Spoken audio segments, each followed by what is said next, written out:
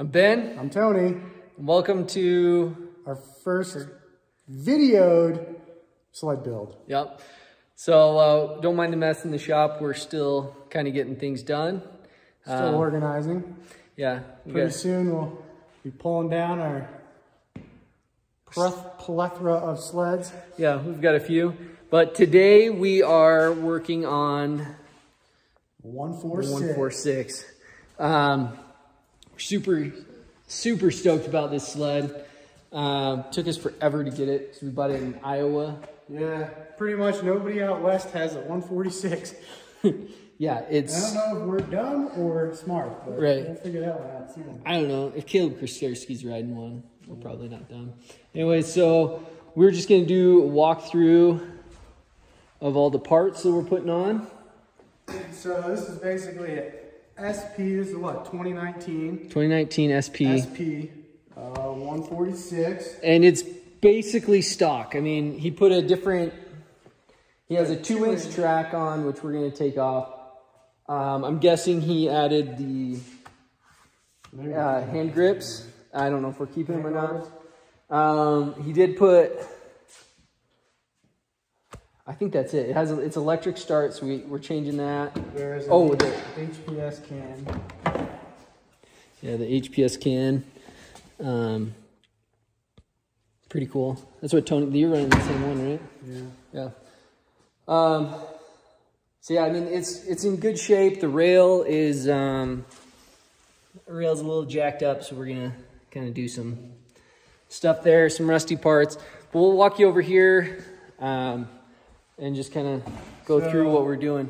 So basically we have a bunch of aftermarket parts and stock parts, but essentially what we're gonna do is walk you through what we typically do to our sleds to set them up for mountain riding.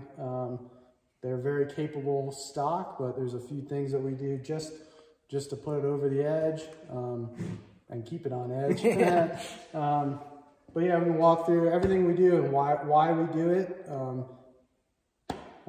Let's get started. Yeah. So first thing, should we just start here and go this way? Right here. Yeah.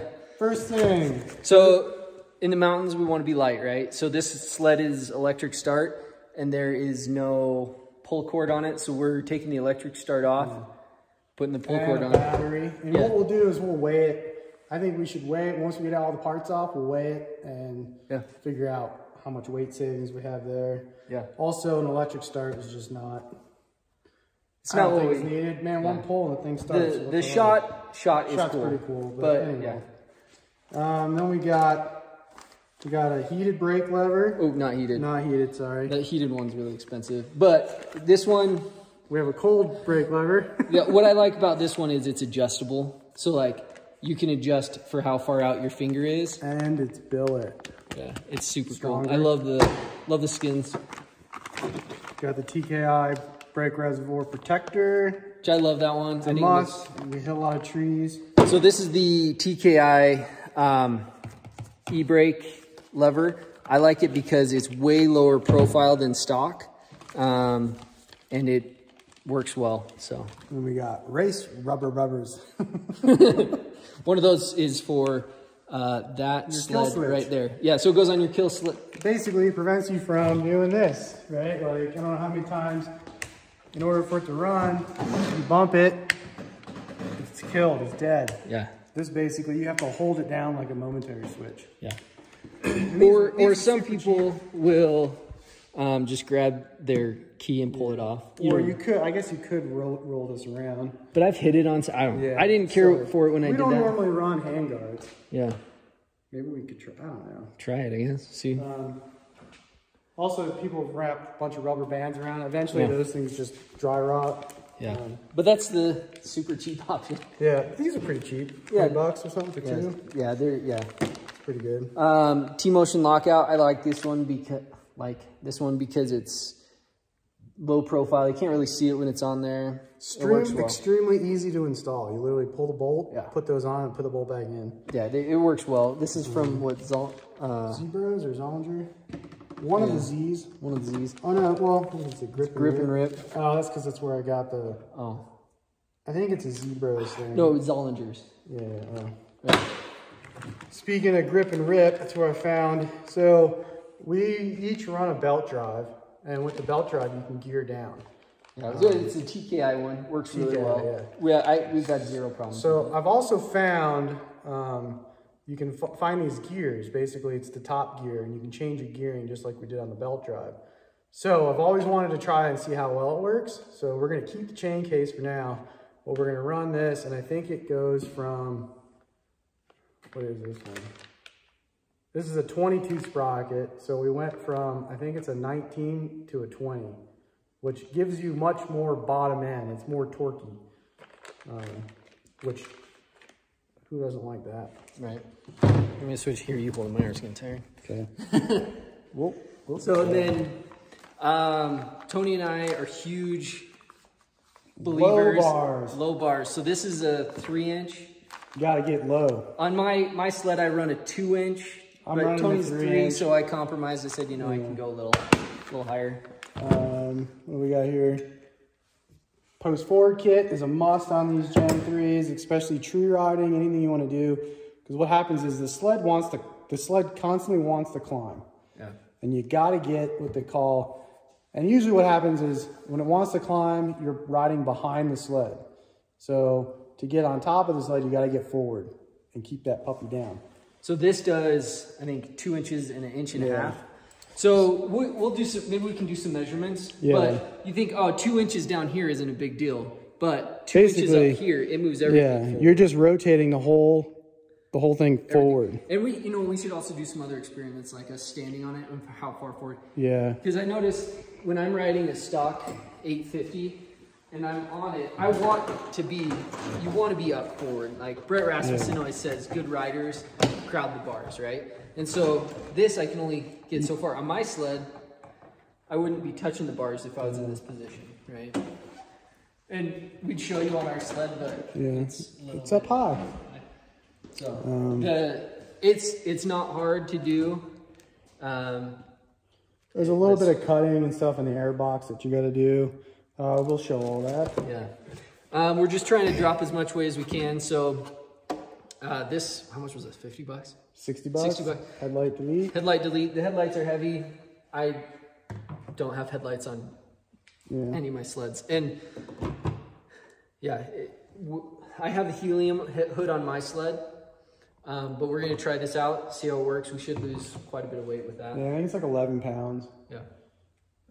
And it's pounds off the front. And we want a wheelie. Yeah, we want wheelies. What else we got here? So these are the updated Skidoo Spindles. I think they did these in 2020. 2020. So this is a 2019. So you lose a little bit of weight. It also just changes the geometry. Changes the geometry, and then you also want to get the new the ski rubbers. We have a buddy that put just the ski rubbers on. It doesn't work better, but not as good as the Spindles. The skis don't actually fit correctly. You can make them fit, but what happens is it basically pitches it up funny. Yeah. And you want it to kind of be like stay low. But he doesn't believe us. He bought a new sled this year anyways. But one thing that I've noticed the minute I put those on is it does change your side hilling. Yeah, you can side hill a lot. You notice a difference.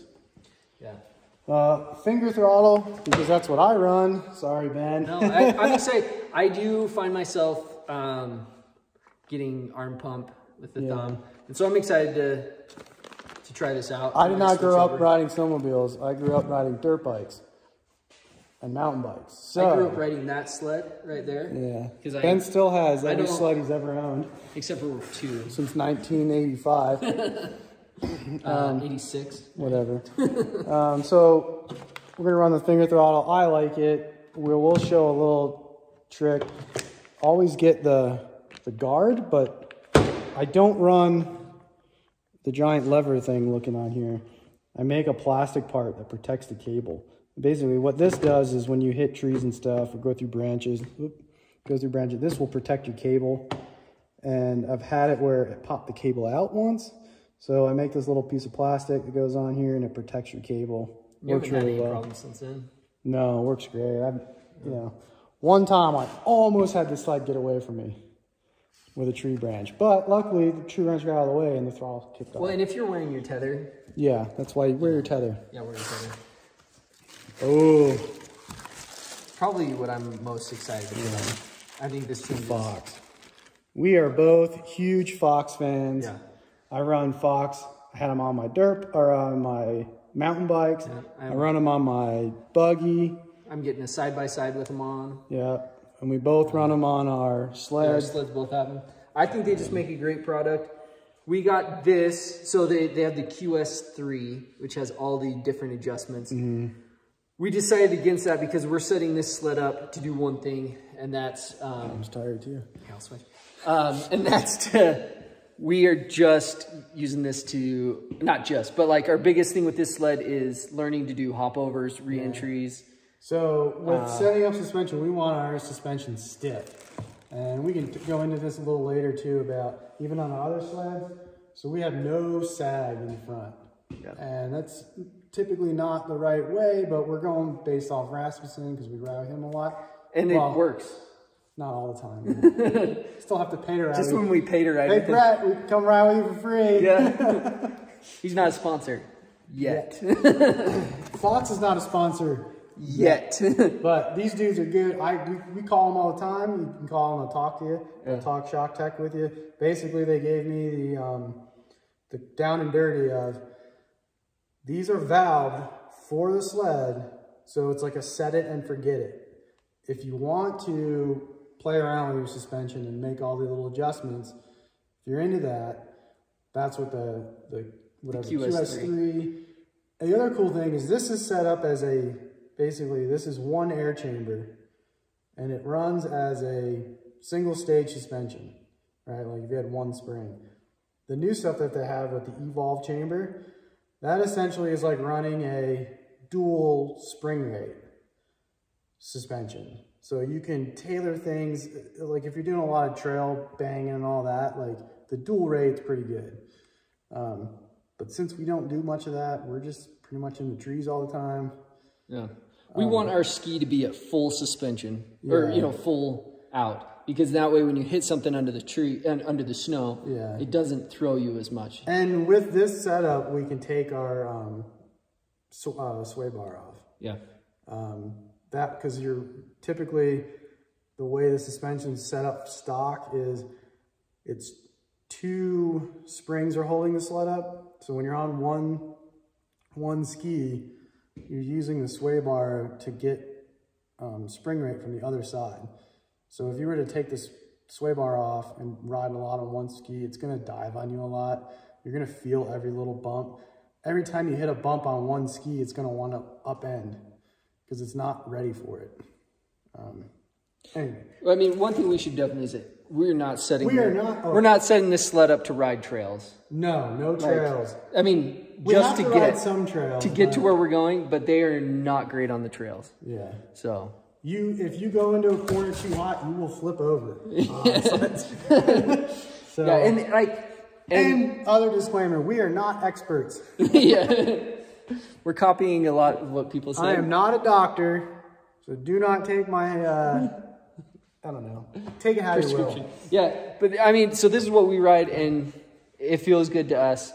Yeah, so we are replacing the high, because we're taking the track out and the skid, so we're just replacing the high facts while we're in there, which anytime you have it off, it's a good idea.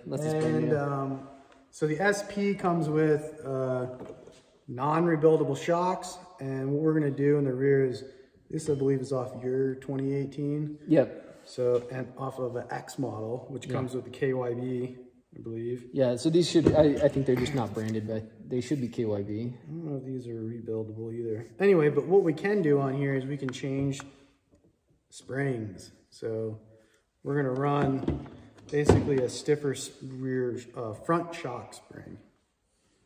Yeah.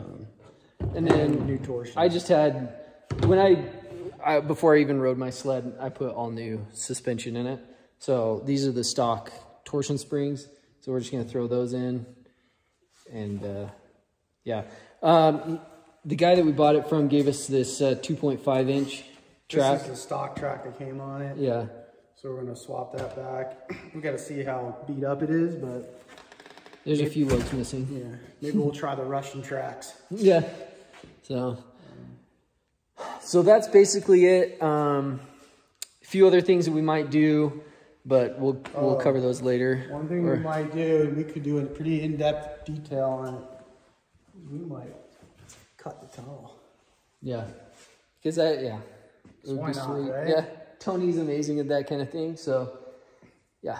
I think we should. Why not? I might even do it on my sled. Might do it on all of them. All the new expert models, they come with a shorter tunnel. So, we're gonna make this thing pretty rowdy. but anyways, we're gonna get to work. I think we're pulling the skid first, and then tearing everything down. So let's get to it.